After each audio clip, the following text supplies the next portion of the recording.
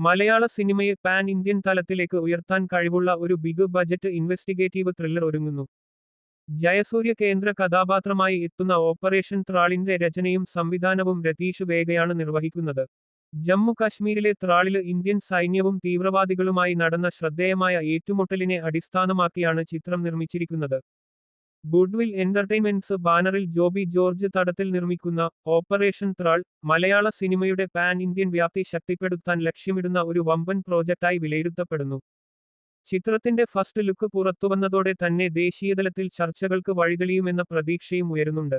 National intelligence പ്രവർത്തനങ്ങളുടെ പശ്ചാത്തലത്തിൽ മുന്നോട്ടു പോകുന്ന ചിത്രം, വലിയ ആക്ഷൻ രംഗങ്ങളും ശക്തമായ ദേശസ്നേഹ സന്ദേശവും ചേർന്നതാണ്. ഓപ്പറേഷൻ ത്രാൾ എന്റെ കരിയറിലെ ഏറ്റവും ആവേശകരവും വെല്ലുവിളി നിറഞ്ഞതുമായ പ്രോജക്റ്റുകളിൽ ഒന്നാണ്. ദേശീയ സുരക്ഷയെ ആധാരമാക്കിയ ഈ കഥയിൽ ഹൈ ഒക്ടേൻ ആക്ഷൻ ഘടകങ്ങൾ അടങ്ങിയിട്ടുണ്ട്. ഈ പടത്തിന്റെ സ്കെയിൽ വളരെ വലുതാണ്. അത് പ്രേക്ഷകർ അനുഭവിച്ചറിയുമെന്നും ഇതിലെ ശക്തമായ സന്ദേശം രാജ്യത്തെ മുഴുവൻ പ്രേക്ഷകരിലേക്കും എത്തുമെന്നും ഞങ്ങൾ പ്രതീക്ഷിക്കുന്നു, ജയസൂര്യ പറഞ്ഞു.